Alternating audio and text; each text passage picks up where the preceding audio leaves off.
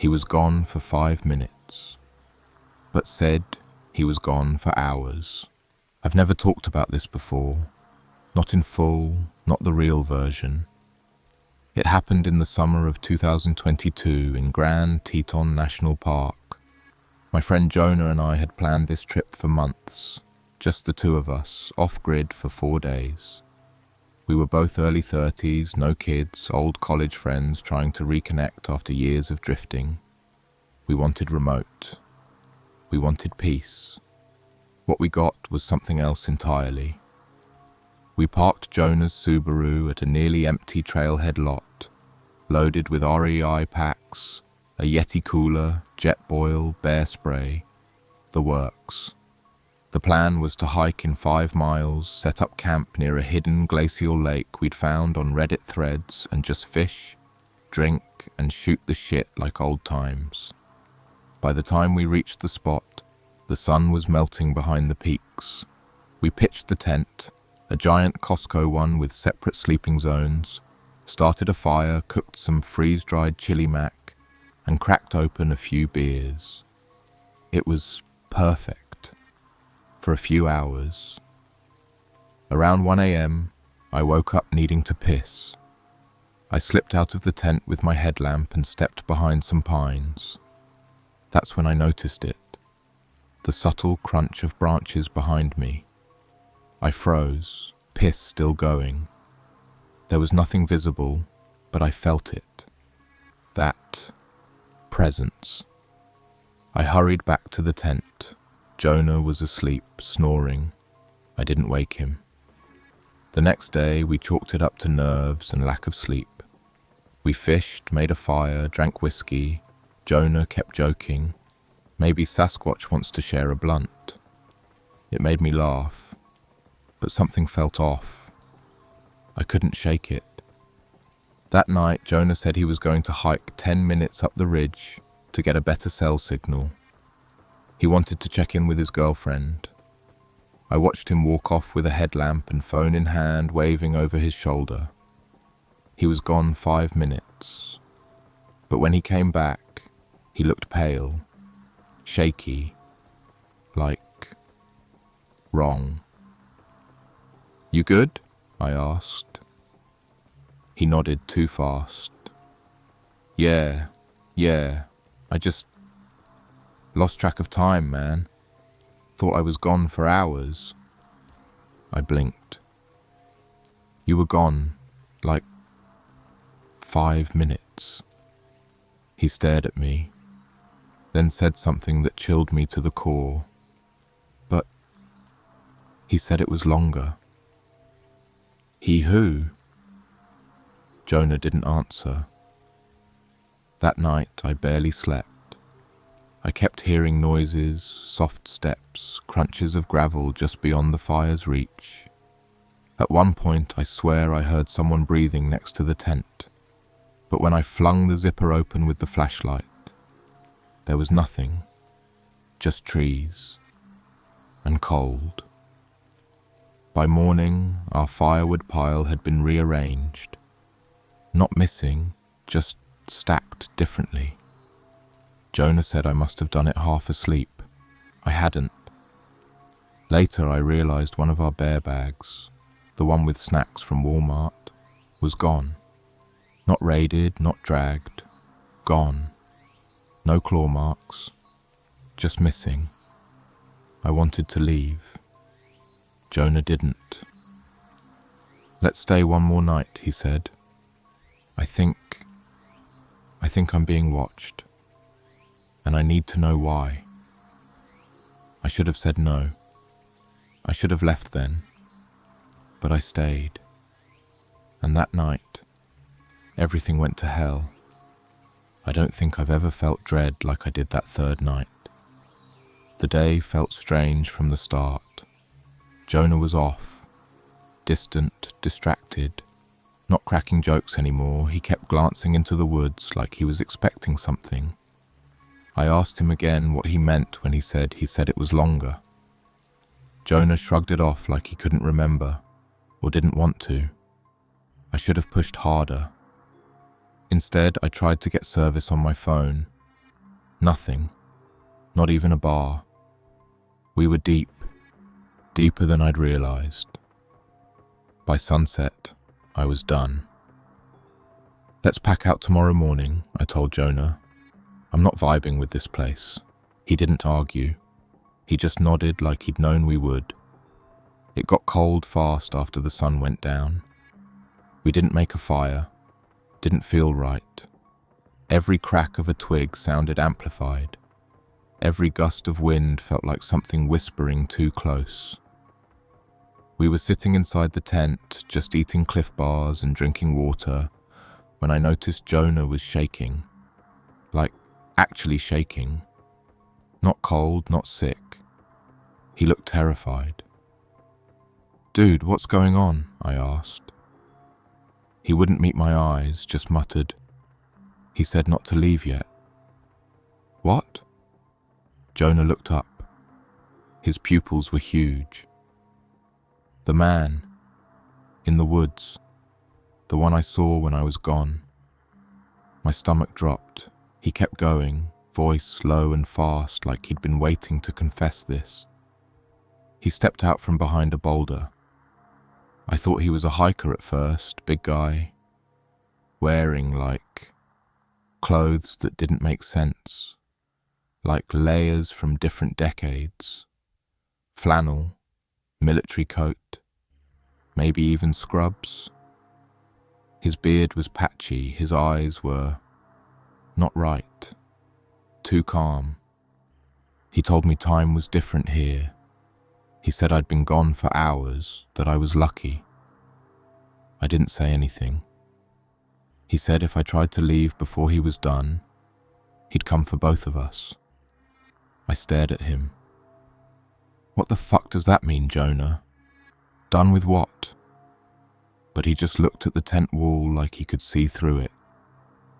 We didn't sleep that night. At one point, Jonah got up and stood outside the tent, just staring into the trees. I kept calling him back. "Come on, man, get back in here." He didn't move for like 10 full minutes. When he finally returned, he looked wrong again, twitchy. His hoodie was inside out. He didn't seem to notice. Around 3 a.m., I heard footsteps circling the tent. At first, I thought it was Jonah again, but he was asleep next to me now, breathing shallow and fast. The footsteps were deliberate, heavy, crunching slowly over gravel, circling once, twice, stopping right at the zipper. I held my breath. I had the bear spray in my hand, shaking so bad I almost dropped it. Then, the faintest laugh, right at the zipper flap. A low, dry chuckle, like someone who found something very funny, but they didn't unzip it.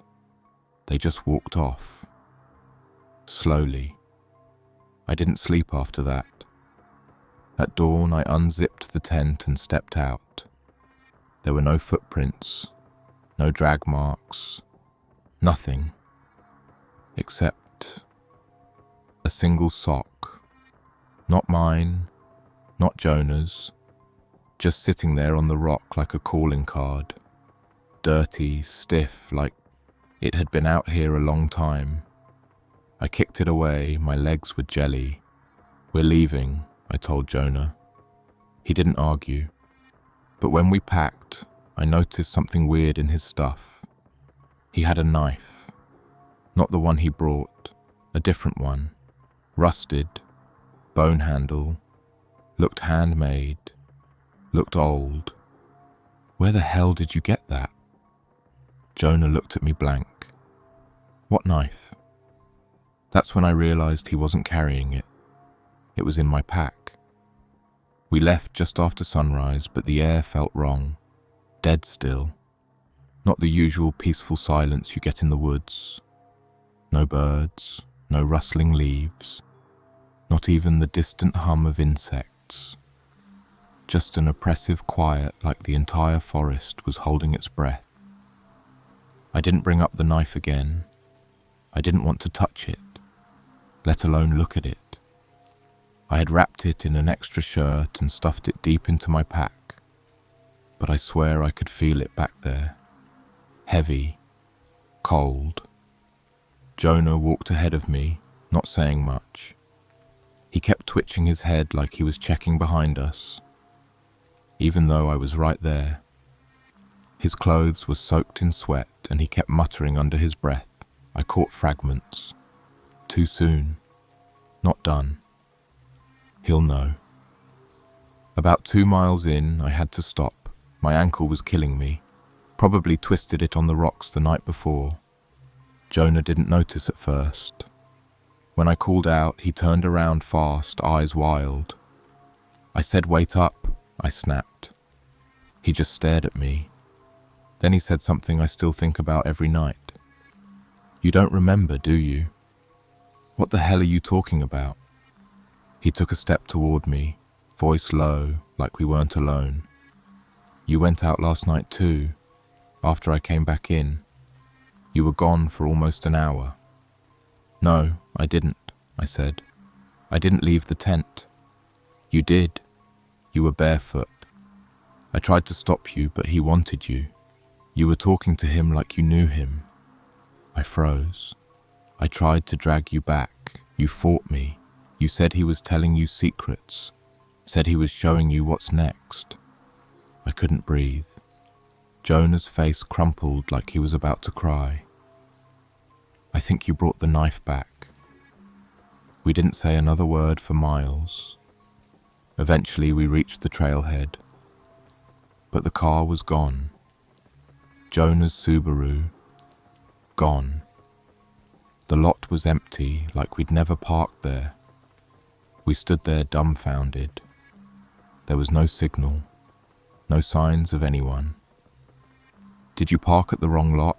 I asked, but my voice didn't even sound like mine. No, it was right here. This is it." We checked the GPS, the trail name, the mile markers, everything matched. But no car, no tire tracks, just that silent, pressing weight of being alone. I started to panic. I was screaming his name, yelling into the forest like someone was playing a joke on us. Jonah didn't move. He was staring off into the trees. "What are you looking at?" I asked. He pointed. "There's a guy, over there." I turned. My heart nearly stopped. About 30 yards into the woods, someone was standing behind a tree, half concealed, motionless, just watching us. He didn't move, didn't wave, didn't speak, just stood there. Long brown coat, no pack, no gear, just waiting. I grabbed Jonah's arm. "We're walking, now." We started hiking down the road, hoping to flag someone, anyone. But the road went on forever. No cars, no intersections, just thick woods on both sides and that feeling, that paralyzing feeling that we weren't alone. After about a mile, we heard it. A whistle, not a tune, just 2 sharp bursts, then silence. We stopped. Another whistle, closer now. Jonah dropped his pack. "Keep moving," I hissed. But he didn't listen. He just stood there, whispering. That's how he calls. That's what he did before. And then, I swear on my life, someone answered the whistle from the other side of the road. 2 short bursts, a response. Jonah bolted into the woods. "Jonah!" I screamed, tearing after him. My ankles screamed with every step, branches ripping my arms, face stinging with leaves. I lost him, just like that. I searched for almost 30 minutes, shouting, crying, running in circles. No sign, no sound. Just that same whistle, 2 short bursts, getting closer. I finally collapsed, chest burning, vision blurring. And then, right in front of me, a Polaroid photo. Lying on the forest floor, I picked it up with shaking hands. It was Jonah. But not now Jonah. Younger, maybe college, smiling. With someone behind him, blurry, tall, wearing that same coat. Only, this photo looked old, yellowed, cracked, like it had been sitting out here for years. And on the back, in shaky handwriting, he came back wrong. I don't know how long I sat there, staring at that photo. Everything around me blurred. The trees stopped looking like trees. They were just black lines twisting and staring. My hand shook so hard the photo almost slipped out, but I shoved it into my jacket pocket like it would burn me if I held it any longer. The worst part? That photo. I'd seen it before.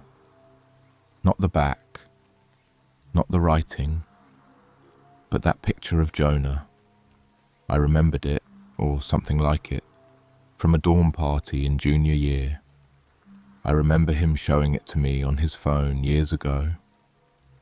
But back then, there was nobody behind him in it, nobody in the background. Now someone was there. A tall figure with a blurred face, standing way too close behind him, barely visible except for that coat, that heavy brown coat, like something you'd find at an army surplus store from the 60s. It made my skin crawl. I shoved the thought down and kept moving. I had to get help. I had to find someone. Eventually, the trail forked into an old service road. Cracked, half-eaten by weeds, probably used by rangers a few times a year. I followed it, limping, using a broken branch as a crutch. Then I saw it. A cabin. Old, half-rotten, tilted sideways like the earth was trying to swallow it. No car, no mailbox, just there like it had grown out of the woods. The door was open, my gut screamed to run, but I went in. Inside was darkness and dust. Smelled like mold, metal, and something worse, coppery and sour, like old meat or blood that had dried years ago. There was a fireplace, a battered table, a chair with restraints carved into the arms. Not rope marks, grooves, like someone had been tied down over and over again.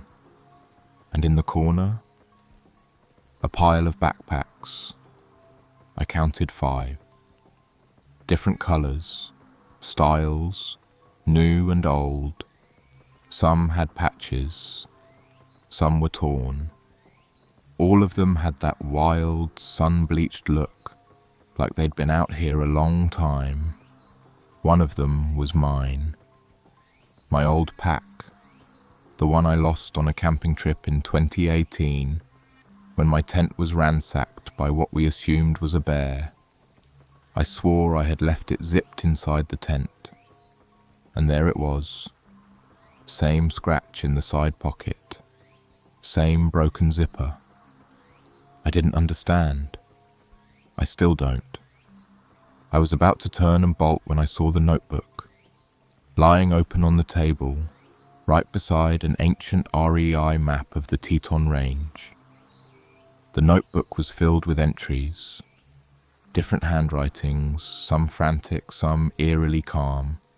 I flipped through, heart pounding. One sentence was scrawled again and again across different pages. Time is not real here. He is. Another, he keeps the ones he likes. One entry, dated 1999, said, "If you're reading this, don't listen to the man. He lies.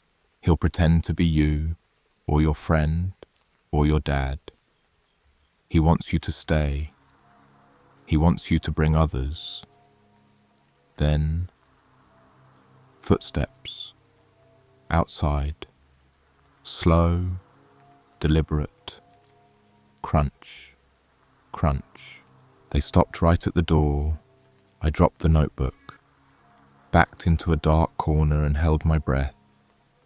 Then I heard the voice, low, male, calm. "Jonah?"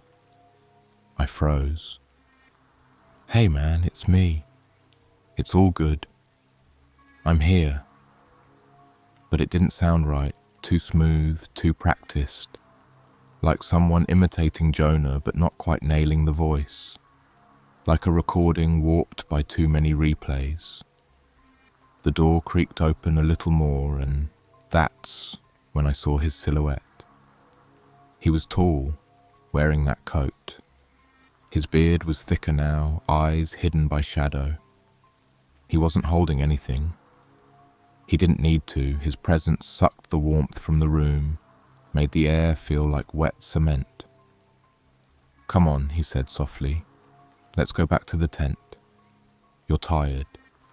You'll feel better in the morning." I didn't answer. I didn't move. I stared at the floor, heart pounding so loud it felt like a drum in my ears. Then, he whispered, "You've already stayed once. You don't remember, do you?" I wanted to scream. He waited another beat, then turned and walked away, slow steps crunching into nothingness. I waited for an hour before I moved. Then I ran, limped, crawled, whatever it took to get away from that place. At some point I blacked out. When I came to, I was lying on the side of a paved road. My phone had 3% battery. My ankle was swollen and purple. There was no sign of Jonah. A passing ranger truck found me 10 minutes later. They said I was lucky. Said nobody camps that deep anymore. Said the trail I described had been closed for over a year due to landslides. Said they never saw a Subaru in the lot. I told them Jonah was still out there. They searched for 4 days. Found nothing. They let me go after a psych eval and 2 nights at a clinic in Jackson. I didn't sleep. I barely talked. I kept thinking if I closed my eyes too long, I'd hear that voice again. The fake Jonah voice. Too calm, too smooth. I went back to my apartment in Denver, tried to piece my life back together, tried to forget. Didn't work. Every time I turned off the lights, I'd hear that whistle, 2 short bursts. In my dreams. Sometimes in my living room. Once, I swear to God, I found dirt on my sheets. Pine needles in my bathtub. I don't even own pine needles. The police chalked it up to stress. "You went through something traumatic," they said. "You're probably experiencing lingering hallucinations or gaps in memory." They didn't believe me. Hell, I barely believed me. But I never stopped looking for Jonah. I found this subreddit, a private one, hidden behind a dozen weird keyword filters. It wasn't more unresolved mysteries or our national park rangers. This was something else. A quiet place. Invitation only. They called it the Borrowed Trail. And every single post, people describing exactly what happened to us. Word for word. Whistles in the woods. Missing time. A man in mismatched clothes with a face that no one could quite describe. A voice that sounded like a loved one, but off, like a song played in the wrong key. The creepiest post? Dated back to 2009. A guy said he camped near the Grand Tetons and woke up to find his best friend smiling at him through the tent flap, even though that friend had died a year before. He wrote, he told me I'd already agreed to stay, that I just needed to go back to the lake and lie down. He never posted again. Another person described finding a photo in their pack. Same style, old Polaroid. Their handwriting on the back, but they swore they never wrote it. I sent a message to the MOD, told them what happened, dropped every detail I remembered. They replied with one sentence, "Then you've seen the stone circle." I froze, because I had. I didn't realize it at the time, but the first day we reached camp, just past the lake, there'd been this circle of stones near the tree line, almost perfect, like a fire ring, but bigger, wider, too precise. Jonah said, probably some forest art project, but looking back, no soot, no ash, just flat dirt and smooth stones like they'd been there forever. I asked the mod, "What's the circle?"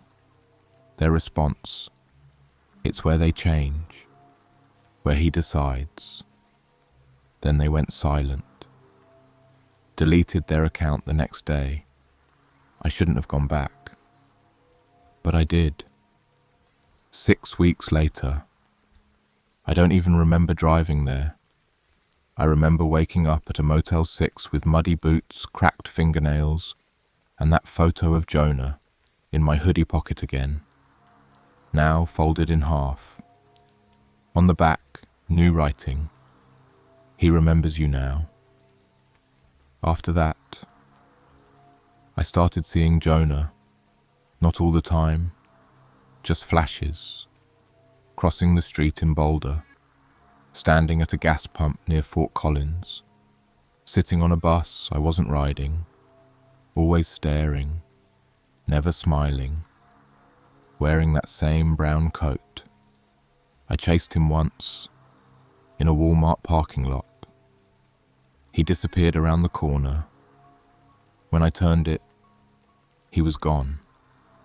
But taped to the lamppost, another Polaroid. This one of me. At least I think it was. Same build, same tattoo, same worn flannel I lost years ago. The background was the woods, the Teton trees. But my eyes were wrong, wide, black, hollow. And on the back, "Bring someone next time." I burned that photo in my sink. Now I don't sleep with lights off. I won't go camping. I won't go near a forest. And still, sometimes I wake up with dirt in my bed, socks that aren't mine in the laundry, notes on my phone I didn't write. The most recent one, written at 3:17 a.m. "You left him there. He won't forget that." It's been 9 months since I got back from those woods, since Jonah disappeared, since I stopped pretending I was okay. I've lost 2 jobs. I've stopped talking to most of my friends. I moved apartments twice. But the things still follow. Or maybe it's me who keeps dragging pieces of it back like burrs stuck in my soul. 2 weeks ago, I got a manila envelope. No return address. Inside was a plastic bag, dirt-stained and sealed. Inside that, a tooth. Not just any tooth. Jonah had this one chipped incisor from a snowboard crash in college. I'd know it anywhere. There was also a folded piece of paper. On it, "He's almost finished now." I've tried everything. Therapy, isolation, even writing all this down like some kind of exorcism. Nothing works. Last night I caved. I drove back. Something in me needed to see it again. The trail, the lake, maybe find answers, or Jonah, or both. I didn't tell anyone, didn't bring my phone. I parked on a shoulder near the old Ranger Road, started hiking under moonlight. It was like nothing had changed. Same branches, same hush, same crunch beneath my boots, except the path wasn't the same. It kept shifting. Every turn led to another, every landmark was almost familiar, but wrong. I never found the lake. Instead, I found the stone circle. This time it was full. Bones, arranged in spirals, some human, some not. And at the center, a figure kneeling. I swear it was Jonah. He looked up, pale, eyes dark, lips cracked. "Hey," he said, voice flat. "You came back. I'm taking you home," I said. He smiled, but it didn't reach his eyes. "You never left," he whispered. That's when I heard the footsteps behind me. I turned and everything went wrong. It wasn't a man standing there. Not anymore. It had Jonah's face, almost, but stretched, too symmetrical, too smooth, like a mannequin version of him that had been studying how to pass for human. It didn't speak. It didn't move. But it watched me. Jonah, the real Jonah, looked down at the stones. "You should leave now," he said, "before he makes you stay again." I didn't listen. I stepped into the circle. The thing behind me screamed. Not a noise, not a sound. A feeling. Like my head cracked open and something slithered through my thoughts. I dropped to my knees, eyes bleeding, screaming, clawing at my face. I don't remember running. I don't remember getting out. But I woke up this morning in my own bed. Door locked. Windows shut. My boots were caked in mud. A pine needle under my eyelid. And on my nightstand, a single Polaroid. This one of me and Jonah sitting beside a fire. Except, I don't remember that fire, that night, that trip. And in the background, just barely visible between the trees, was a shadow with no face and no name. On the back of the photo, "Next time you stay." That's it, that's the story. Unless you've seen him too. The forest path kept changing behind us. I still can't hike without checking over my shoulder every few minutes. Doesn't matter if it's just a park trail 10 minutes from my apartment. I still carry a knife and a flare. This happened 3 years ago in the North Cascades, Washington. My friend Jesse and I, both 26 at the time, had taken a week off work for a no-signal, off-grid camping trip. We'd done stuff like this before. We weren't survival experts or anything, but we knew how to handle ourselves. Bear spray, first aid, compass, the works. The plan was to hike deep into the Alpine Lakes wilderness, set up camp near Jade Lake, and spend 4 nights out there. No Instagram, no phones, just the forest. Day 1 was perfect. Cold air, clean sky, full packs. We both looked at each other. Neither of us said it, but we were thinking the same thing. Bears don't have toes. This was a person. We spent the whole morning on edge, scanned the tree line, packed up our gear just in case. But nothing else happened. By noon, we convinced ourselves it must have been a prank or another camper screwing around. We pushed deeper that day, hiking along an unmarked path Jesse found on all trails a few weeks prior. It wasn't on Google Maps or the printed trail guide, but it looked clear, and the GPS showed it leading to a beautiful overlook. We never found that overlook. By 3 p.m, the trail started narrowing. Shrubs clawed at our legs. Then the path just split, like it forked out of nowhere, 2 identical-looking directions, both equally beaten down. We chose left. An hour later, Jessie asked, "Did we pass that rock already?" It was this jagged, weirdly shaped boulder with moss on one side and a split down the middle. I swear we'd seen it half an hour before, but I brushed it off. Lots of rocks, don't freak yourself out.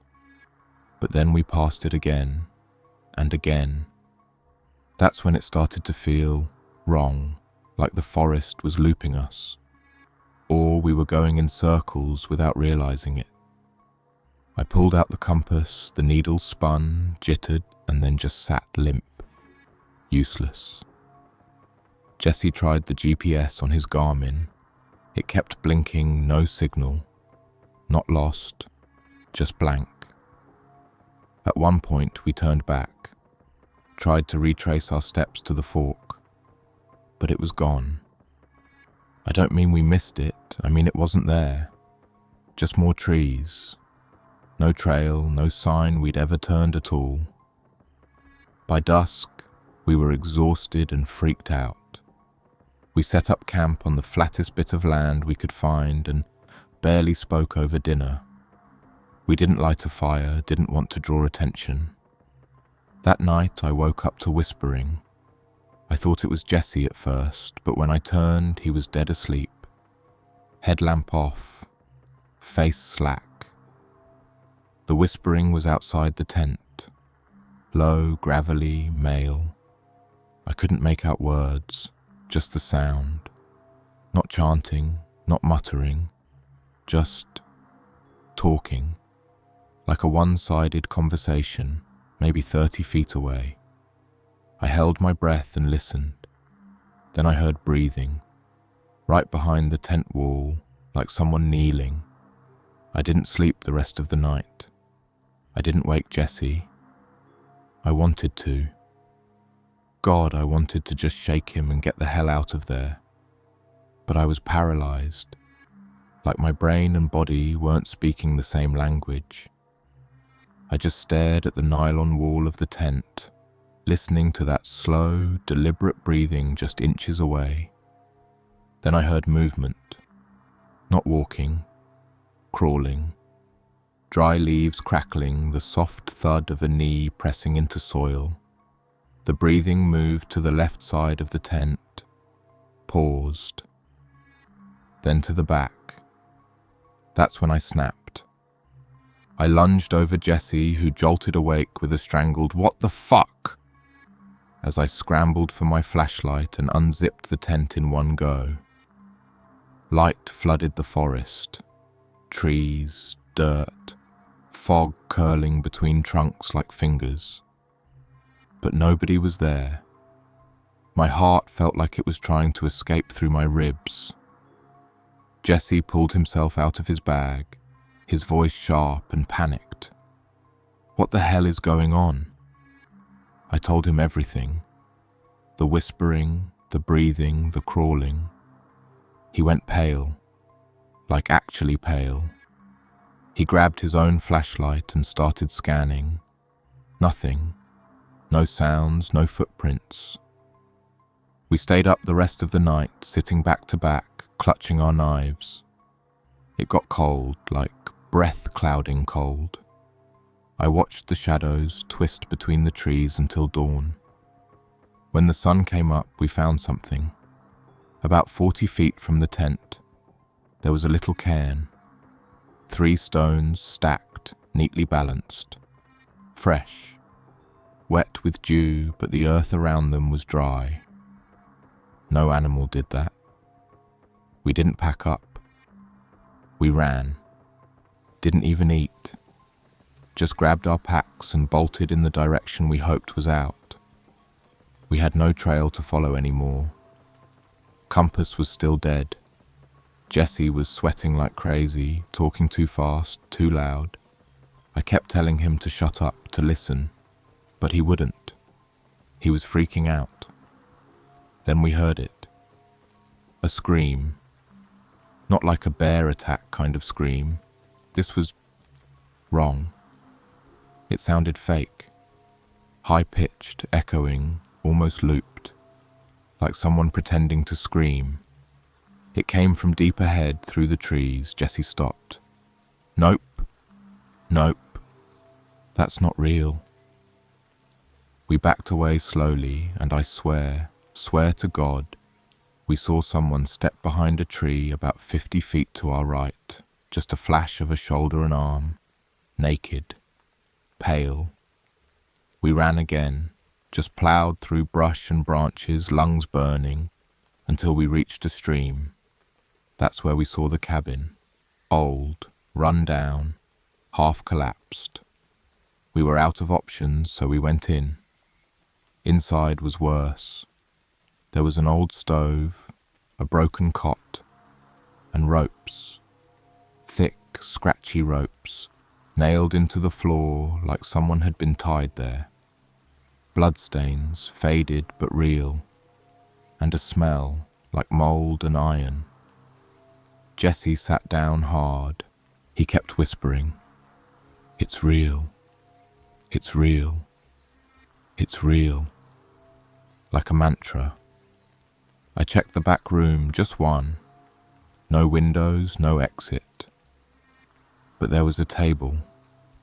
On it were photos, dozens, all printed on glossy Walgreens paper, like someone had uploaded them straight from an iPhone.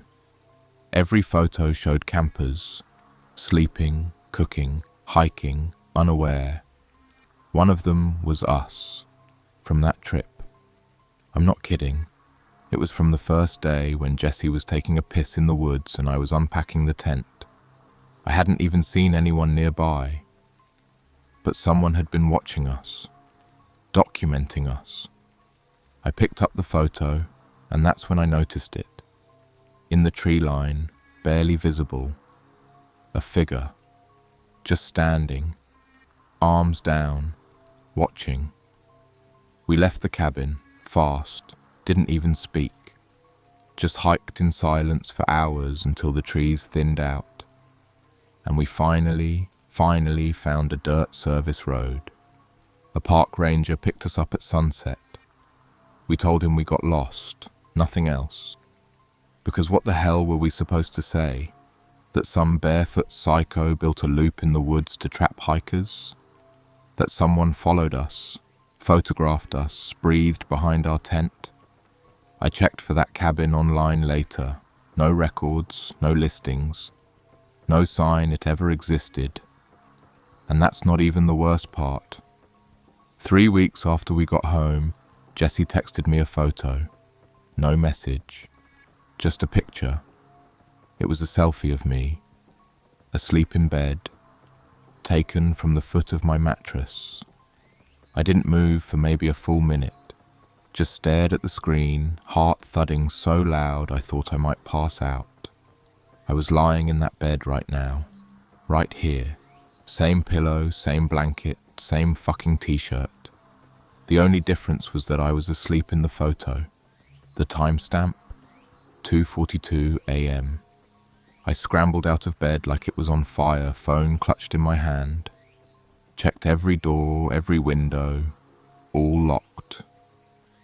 But the sliding door on the balcony, that little metal latch up top, it was off, open maybe an inch. I live on the second floor, no fire escape, no balcony access, not unless you're a goddamn cat burglar.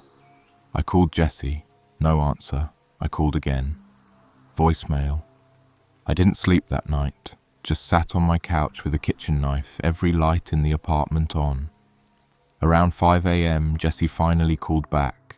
His voice was wrecked, hoarse, panicked. "Did you get one too?" My mouth went dry. "What?" "A photo from your phone number. But it wasn't you, right? Right?"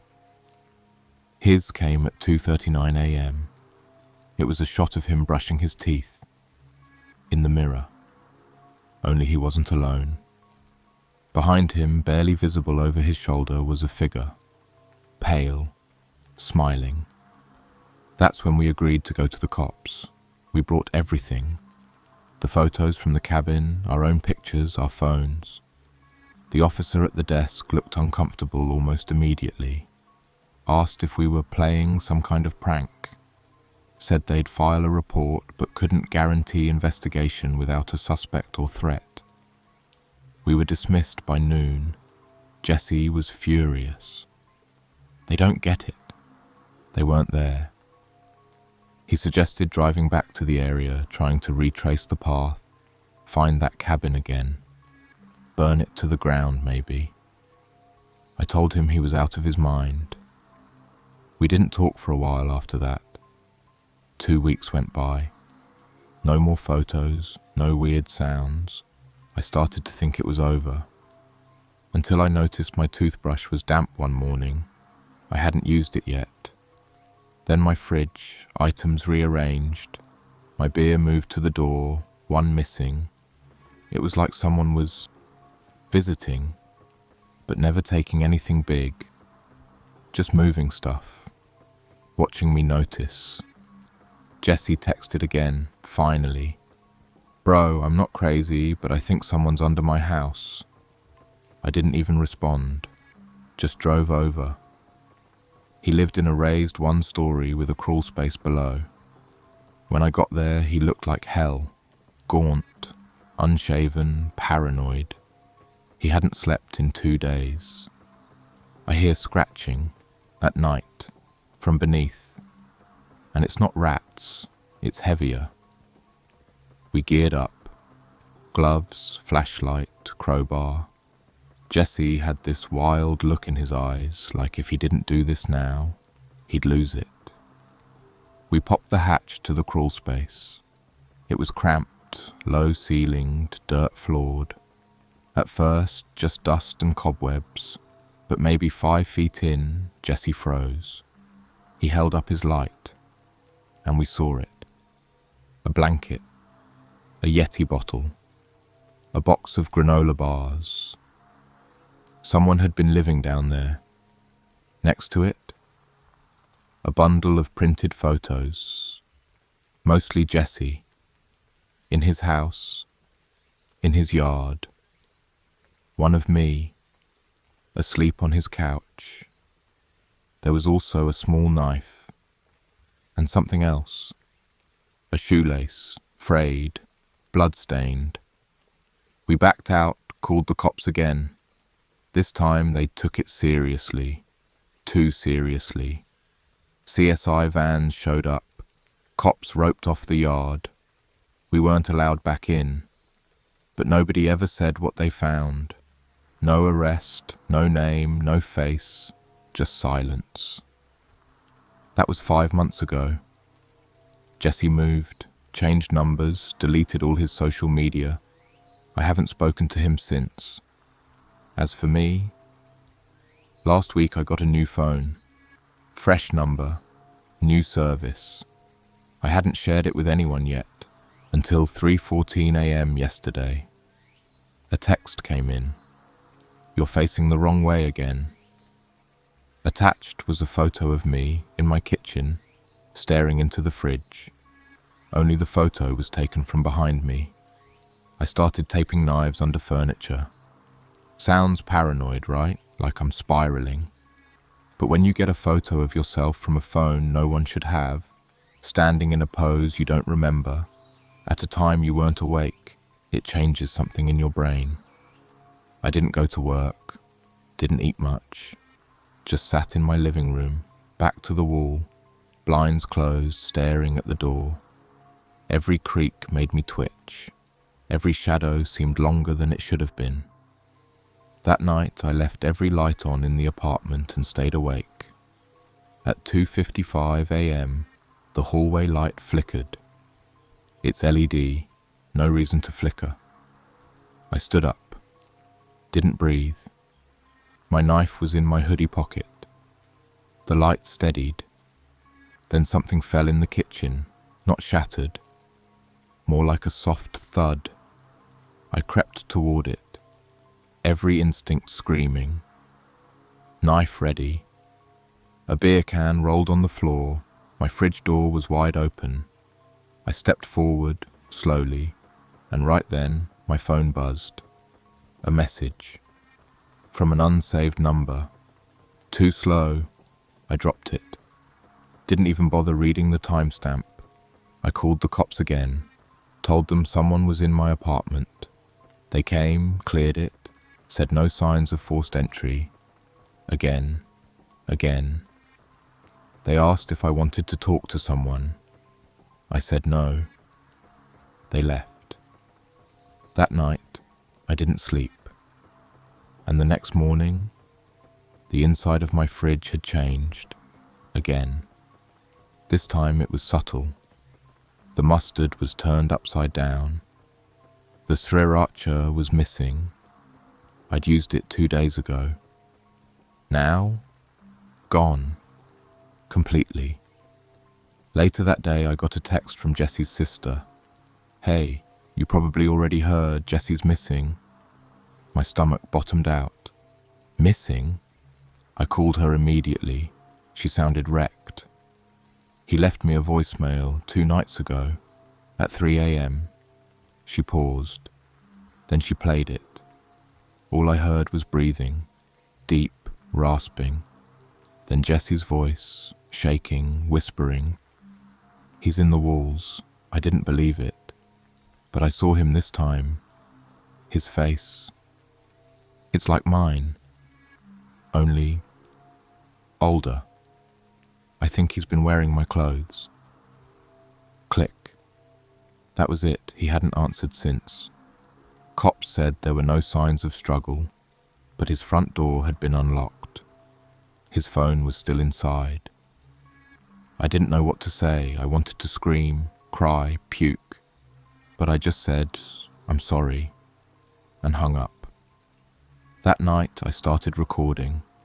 Set up an old GoPro on a loop in my kitchen, another in the hallway. Angle low behind bookshelves and air vents. I watched the footage obsessively the next day. Hours of nothing. Until 2:43 a.m. The hallway cam caught it first. A shape. Crawling. Not walking. Hands and knees slow and careful. Into the kitchen. Then it stood, facing away from the camera. He wore a hoodie, my hoodie, and he was laughing. Silent, wheezing laughter, shoulders trembling. Then he turned around, blurry, too far to make out the face, but it looked like me. Not exactly, but close enough that my skin crawled, like a twin left in the dark too long. He looked at the fridge, opened it, took something, closed it, and then he stared right at the camera, like he knew. I ran to my kitchen that second. Everything looked untouched. Fridge closed, lights off, nothing missing, except the GoPro was gone. Just the mount remained, still warm. I didn't even hear him come in. I don't remember falling asleep, but I remember waking up, because it was to the sound of my name, whispered, not yelled, not called, just barely audible, like it was floating inside my head. "Hey, wake up." I sat bolt upright on the couch, knife still in my hand, heart pounding. The apartment was dark, pitch black. I know for a fact I left all the lights on. I didn't move for a solid minute, just listened. Silence. Then, tap, tap, tap. Something scratching lightly at the bedroom door. Not knocking, scratching. I stood slowly, knife shaking in my grip. Stepped toward the bedroom, the handle turned on its own. Slowly. Like someone didn't want me to hear, I threw open the door and lunged inside. Nothing. Window was shut. Room was freezing. Like the kind of cold that creeps up into your bones and stays there. I flipped the light on, that's when I saw it. Written on my mirror, smeared in what looked like grease or ash, in wide, childlike handwriting, "You left me there." I don't know how long I stared at it, but something in my head cracked a little. Not snapped, just fractured, like I could feel something real slipping out the back of my mind. I scrubbed the mirror with a towel, nearly tore it off the wall. When I went back into the hallway, the mirror writing was there too, on the wall, on the floor.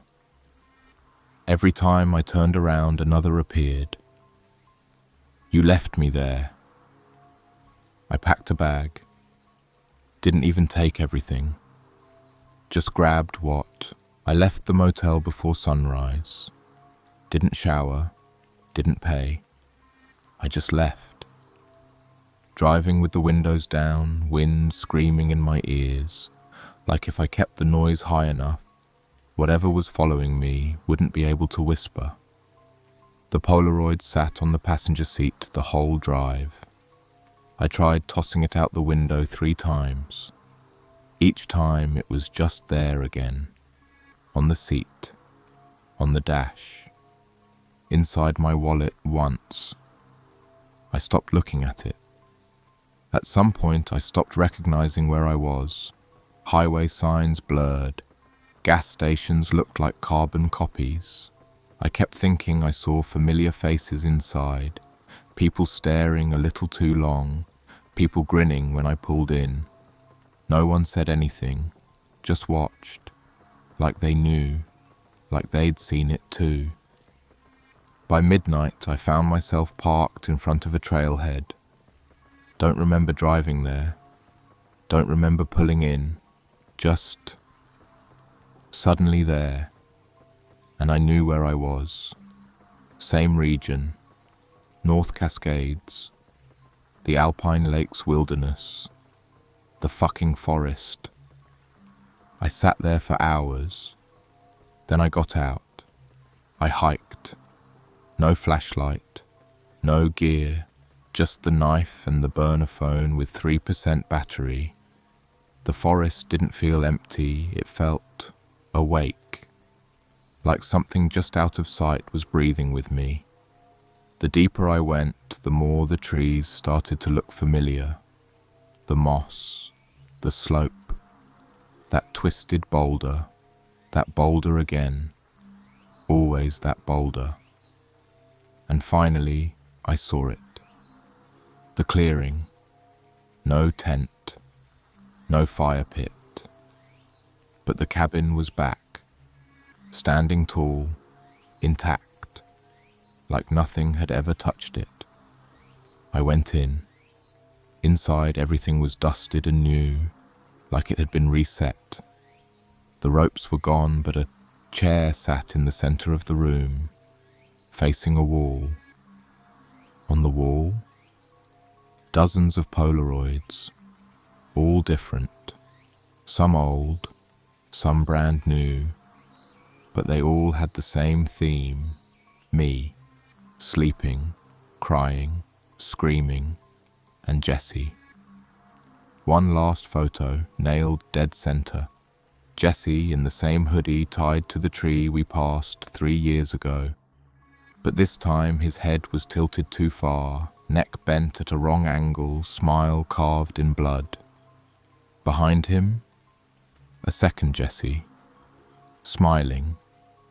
I turned and walked out. Not ran, just walked, like in a dream you can't wake from. That's when I saw the mirror, leaning against a stump, right outside the cabin door. My reflection looked normal, except the eyes were blacked out. Sharpie, shadow, I don't know. Then it smiled at me. My reflection smiled. I didn't. I left the knife on the ground, hiked out in silence. The forest let me go this time, like it had fed enough. When I got back to the trailhead, my car was gone. Just gone. Only thing left was a small stack of photos on the dirt right where the passenger seat would have been. They were all of you. Reading this, one of them was your face, right now. Another was the screen you're holding. The last one, a photo from tomorrow. You, asleep, and someone else behind you, smiling.